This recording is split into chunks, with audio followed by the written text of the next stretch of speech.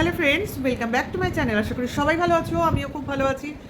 আজকে একটা দারুণ জিনিস দেখলাম, চাইল্ড অ্যাবিউজিং। ছেলে বাঁশের একটা সাইড ধরছে, বাবা অপর সাইড ধরে একটা খেলা খেলছে। শোনো, বাচ্চারা অনেক কিছু করতে চাইবে, অনেক কিছু, বায়নার তো শেষ থাকে না, এবং তারা নিজেদের বয়সের থেকে বড় বলে বোঝাতে চায়, যাচাই করতে চায়, এবং সব কাজে এগিয়ে আসতে চেষ্টা করে। এটা ভালো খারাপ বলছি না, কিন্তু এমন কাজ যে কাজ থেকে আমার বিপদ হতে পারে সেই জিনিসে নিশ্চয়ই আমি আমার ছেলে বা মেয়েকে দূরে রাখবো। যে জিনিসটা টন্দীপের মধ্যে একদমই নেই। থাকবে কি করে? ও নিজেকে মনে করে চাষার ছেলে। তা চাষার ছেলের কাজটা কি?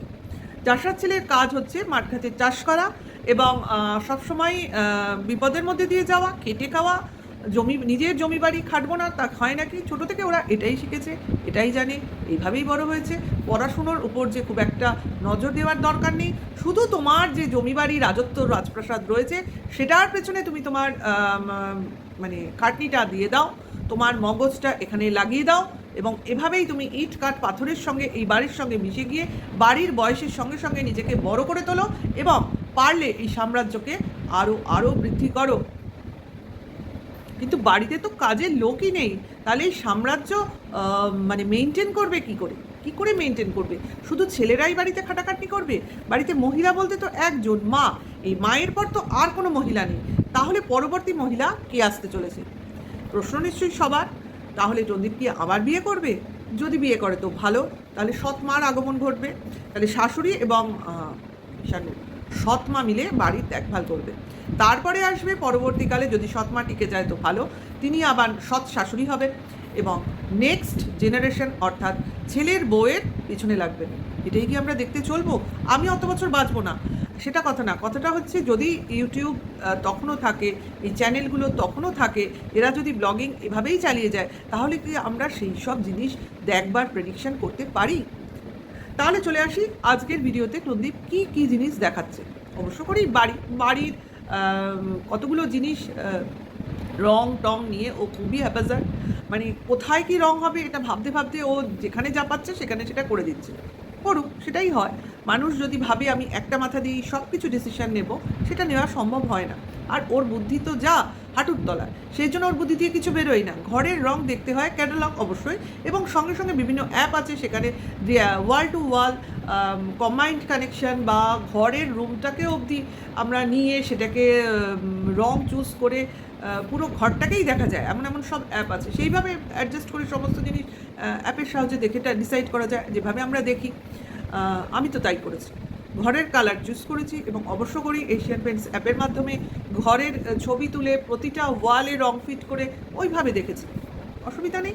এবং সঙ্গে সঙ্গে প্রতিটা রঙের তো নাম্বার থাকে, নিজেরা চুজ করেছি, ঘরে বসে চুজ করেছি, বাড়িতে রং চলে এসেছে। এমন নয় যে রঙের দোকানে গিয়ে আমায় দৌড়াদৌড়ি করতে হয়েছে, কখনোই হয়নি। এটাই হলো ব্যাপার। স্বল্প মস্তিষ্কে এত এত কাজ যদি আমি রেখে দিই, তা বুদ্ধি তো আমার হাঁটুর তলায়, কাজে বুদ্ধিটা কতটা আসবে? ওই টাকা গুনতিতেই আটকে থাকবে, তাই না? আবার তারপরে যখন ভিক্ষার টাকা আসে, তখন তো সেই টাকার আমি পরিমাপ করতে করতে অনেক সময় দেখবে ভিক্ষার টাকার পরেও আমার নিজের টাকাও কোথায় গচ্ছিত হয়ে যাচ্ছে। আর এখন তো প্রচুর প্রচুর গণ্ডগোল, প্রচুর প্রচুর গাড্ডা, যেখানে আমি পড়ে গেছি সেখান থেকে আমার তোলার জন্য কিছু লোক লাগবে। যেই লোকগুলো যখন আমায় ওই গর্ত থেকে তোলার চেষ্টা করবে, তখন আমার তাদের কিছু অর্থের লোভ দেখাতে হবে। কাজে অর্থের লোভ যদি আমি না দেখাই, ওই লোকগুলো কিন্তু আমায় গর্ত থেকে তুলবে না। কাজেই সেই অর্থের লোভ দেখিয়ে দেখিয়ে আমায় গর্ত থেকে তোলানোর চেষ্টা করতে হবে। আদৌ তারা তুলতে পারবে কিনা আমি জানি না, কিন্তু চেষ্টা তো করতে হবে। কারণ আগে যারা আমার ওয়েল উইশার ছিল, তারা তো আমায় ধাক্কা মেরে গর্তে ফেলে দিয়ে গেছে, আমি বুঝতে পারিনি, কারণ আমি তাদের বেশি স্মার্ট ভেবেছি। অর্থাৎ তারা যদি স্মার্ট হয়, আমি সেখানে ইডিয়েট অবশ্য করেই। সেই জন্যই তারা তার স্মার্টনেস দিয়েই আমাকে গর্তে ধাক্কা মেরে ফেলে দিয়েছে। যেহেতু আমি ইডিয়েট, আমি বুঝতে পারিনি, শুধু তাদের স্মার্টনেস দেখেছি, আমার বোকামিটা আমি বুঝতে পারিনি। কাজেই আমি গর্তে পড়ে গেছি এবং দিদি দিদি করে ডেকেছি। এবার একটা দিদি ডাকার জন্য 1000টা দিদি এসে গেছে, কারণ আমি মেনশন করিনি আমার বহু দিদি আমার আশেপাশে। কাজেই সেই বহু দিদিকে দিয়ে আমায় তোলাতে হচ্ছে, এবং তার জন্য আমার গচ্ছায় গচ্ছায় বেরিয়ে যাচ্ছে। কি বেরিয়ে যাচ্ছে সেটা তোমরা ডিসাইড করো। কারণ এখন আমার অবস্থা খুব খারাপ, বাড়ি আমার কমপ্লিট করতেই হবে, কারণ না হলেই লোকে বলবে ওই তো অমুকের মুখ দেখাচ্ছ না তাই তোমার বাড়ি হচ্ছে না। কাজেই সেইখানে আমার ইগোতে লাগবে। কাজেই আমি খাই না খাই, ঘাস পাতা খাই, মাঠ থেকে তুলে আনি, জমির তেল খাই, চাল খাই, চালের চাল কুমড়ো খাই, গাছের কুমড়ো খাই, এই দিয়ে আমার দিন কেটে যাবে, কোনো অসুবিধা নেই। কিন্তু আমার বাড়িটাকে সাজাতে হবে।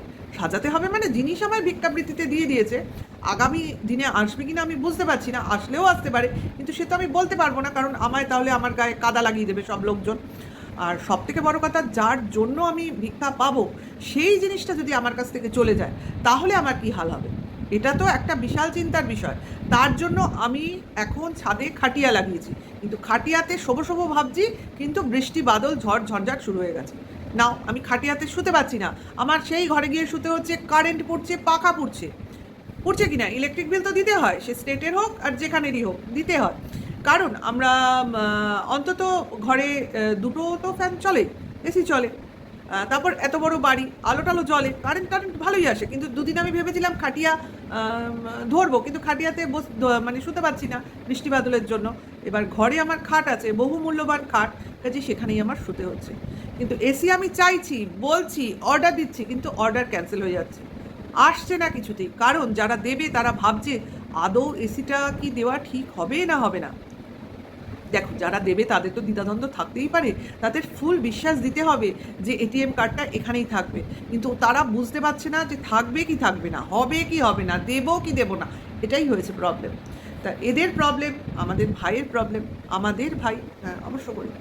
আর ওর দিদিদের তো বিশাল এখন প্রবলেম, ভাইয়ের দিকে ফুল নজরটা দিতে পারছে না, দিতে হচ্ছে গিয়ে আরেক দুটো ফ্যামিলির দিকে, কারণ ওই দিকে এখন লোকজন বেশি ফোকাস করছে, কারণ তারা সারাদিন ধরে কত লাইভ করছে, ওদের ডাকাডাকি করছে, কাজেই ওরা কী করে এখন ভাইয়ের পাশে দাঁড়ায়, ওদের এখন ওদের পেছনে মানে ওই দেবনাথ আর পাল ফ্যামিলির পেছনে দৌড়তে হচ্ছে, কারণ ওখানে এখন যেটুকু পাওয়ার সেটুকু নিয়ে নিই, কারণ লাইভ আবার কখন থেমে যায় ঠিক নেই, যদিও থামবে না, ওদের কন্ট্রোভার্সি কোনোদিনও বন্ধ হবে না, ওই একটু থেতবে, একটু ক্লান্ত হয়ে যাবে, আবার নতুন উদ্যমে শুরু করবে, মানে ওটা হলো পঞ্চবার্ষিকী পরিকল্পনার থেকেও বেশি, আরও বেশি, মানে ওরা যতদিন বেঁচে থাকবে কন্ট্রোভার্সি বেঁচে থাকবে, এটা একদম নিশ্চিন্ত। কিন্তু টনদীপের ক্ষেত্রে কিন্তু সেটা না, টনদীপের ক্ষেত্রে কন্ট্রোভার্সি ততক্ষণই থাকবে যতক্ষণ ওর এটিএম কার্ডটা ওর সঙ্গে থাকবে। এই এটিএম কার্ড বেরিয়ে যাওয়া মানে কন্ট্রোভার্সি এদিকে অনেকটা লো হয়ে যাবে, ওই দিকটা তখন আপ হয়ে যাবে, কিন্তু ওদিকে কন্ট্রোভার্সি তো খুব একটা হতে চায় না, ছেলে পেলেই সে খুশি, কারণ ছেলে হলো মার কাছে বহুমূল্য সম্পদ। কারণ সম্পদটা কি, এর আবার অন্য কেউ অন্যভাবে নিও না, অবশ্য করে মার কাছে তার সন্তানের কোনো মূল্য হয় না, বহু মূল্যবান অর্থে মায়া মমতায় ঘেরা একটা জিনিস, যেটা দিয়ে আমার তো মনে হয় না এই বাবার মতো চরিত্র মায়ের, কেন তাহলে এতদিনে মা তার মতো করে সিম্প্যাথি কার্ড খেলে অনেক কিছু করে ফেলতো, মা যেটা করেছে নিজের অকাতে করে দেখিয়েছে, এবং বাড়ি থেকে বেরিয়ে শূন্য থেকে শুরু করে আজকে এখানে দাঁড়িয়েছে। এটাই হলো দেখার, যে মা এত দূর যেতে পারে তার সন্তানের জন্য, আজকে বড় মুখ করে বলতে পারি, যা করেছে টিনা তার সন্তানের জন্য করেছে, করে যাচ্ছে, সে আরও কী কী করতে পারে তোমরা দেখো, দেখতে রাহো, দেখতে তো হবেই, কারণ বাবার কাজই হচ্ছে সন্তান বেচে বউ বেচে খাওয়া, এরপরে কাকে বেচবে, আর তো বেচার কেউ নেই।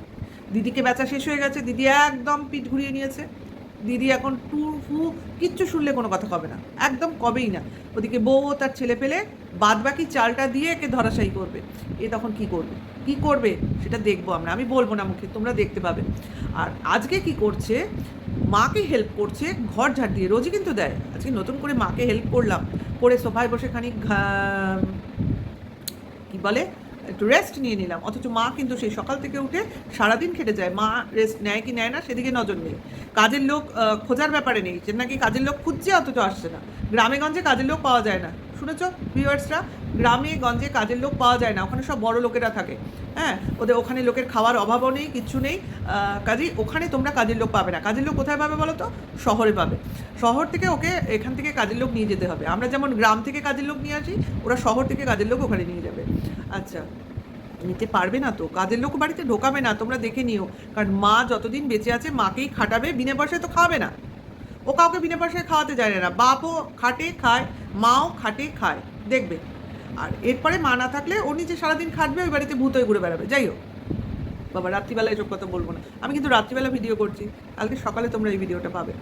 আচ্ছা, তারপরে যেটা হচ্ছে, ছাদ পরিষ্কার করতে বিকেলে গেছে, বেশ কথা। ও বলছে একাই ছাদ পরিষ্কার করছে। পরবর্তীকালেই দেখেছো ওর মাও কিন্তু ওর সঙ্গে ছিল। হয়তো প্রথম দিকে মা ছিল না, পরে চলে এসছে। বাবা ছিল কিনা দেখায়নি। ওই বাচ্চাটা সে স্বাভাবিক কাজের মধ্যে যাবেই আসবেই, তাকে দিয়ে অবধি এমনভাবে ইয়ে করছে যেন বাচ্চাটা কাজ করতে এসছে, ওরা দুজনে মিলে কাজ করছে। বাচ্চাটার বয়স ওটা দেখানো, ওটা তো চাইল্ড অ্যাবিউজিংয়ের মধ্যে চলে যায়। সত্যি, যদি এই বাঁশটা নিতে গিয়ে কোনো ভাই ওই ছোটো ছোটো হাতে ফসকে গিয়ে পায়ের উপর পড়তো, পাটা তো থেতলে যেত। ওই পাশে তো কেউ ছিল না চট করে ধরার জন্য। আর এই বাবাটা তো এক কোণা ধরে বসে রয়েছে, যে মাঝখানটা ধরেছে তা নয়, যে বাপ ছেলে ছেলে হাতটা ছেড়ে দিলে যে ও ধরতে পারবে তা নয়। এক কোণা এ ধরেছে বলদটা, আর আরেক কোণা বাচ্চাটাকে ধরিয়েছে। কেন তুই মাঝখানটা ধর, পুরো বাসটা তুই ধর, আর ছেলেটাকে ভাব করা ধরা। এমন শয়তান টাইপের ছেলে, ওর বোধও নেই বাসিও নেই, ওনাকে ছেলে মানুষ করবে। এই ঘটনা থেকেই প্রমাণ হয়ে যায় ও ছেলে কোনো দিনও মানুষ তো করতে পারবেই না, ছেলের প্রোটেক্টারও ও নয়, প্রোটেকশানও দিতে পারবে না। ঠিক আছে, এইটাই বলছি। আর ওদের দাদু ঠাকুমাকে দোষ দিয়ে কোনো লাভ নেই, কারণ যারা নিজের মেয়েকেই নিজের কাছে রাখতে পারেনি, তারা ওই নাতির শোকে আর কতদিন কাঁদবে। কারণ নিজের মেয়ের কান্নাটা কাঁদতে কাঁদতে তো সেটা শুকিয়ে গেছে নিশ্চয়ই, আশা করি কেঁদেছে কিনা আমি জানি না। কারণ যে নিজের মেয়েকে 3 মাসে দিয়ে দিতে পারে, সে নাতিকে 3 বছরে দিতে পারবে না? আমার তো এটা মনেই হয়, কারণ 3 মাসের থেকে 3 বছরটা অনেক বেশি। কারণ এতে তো কষ্ট পাওয়ার কোনো কারণ নেই। যে নিজের সন্তানকে, প্রথম সন্তানকে ওই কয়েক মাসে ছেড়ে দিতে পারে, তার বুকে কোনো কষ্ট না হয়ে থাকে, তাহলে এই 3 মাসের নাতি, যে কিনা নিজের সন্তানও নয়, সন্তানের সন্তান, তাকে ছেড়ে দেওয়া কি খুব কষ্টের হবে? যেটা দেখাচ্ছে ক্যামেরায়, আমার মনে হয় নাটক করছে এরা। এই বাপ মা মানে দাদু ঠাকুমা দুজনেই নাটক করছে। এদের কষ্ট কোনো দিনও হয় না। দেখো না, মেয়েকে ছেড়ে দিয়ে, মেয়েকে দিয়ে দিব্যি বেঁচে ছিল, এবং পরবর্তীকালে ছেলে হয়েছিল। তারপরে আবার বড় হয়ে মেয়ে এত কিছু করার পরেও মেয়েকে নানাভাবে দোষারোপ করতে পারে। তাহলে এরা কি মানুষ? তাহলে মানুষই যদি না হয়, এদের মনের মধ্যে দয়া মায়াটা আসবে কোথা থেকে? আর এদের প্রতি আমাদের দয়া মায়া আসবে কী করে? ভিডিওটা এখানেই শেষ করছি। ভালো লাগলে লাইক, কমেন্ট, শেয়ার করো। অবশ্য করেই নেক্সট ভিডিওর ওয়েট করো। এখনকার জন্য টাটা, বাই।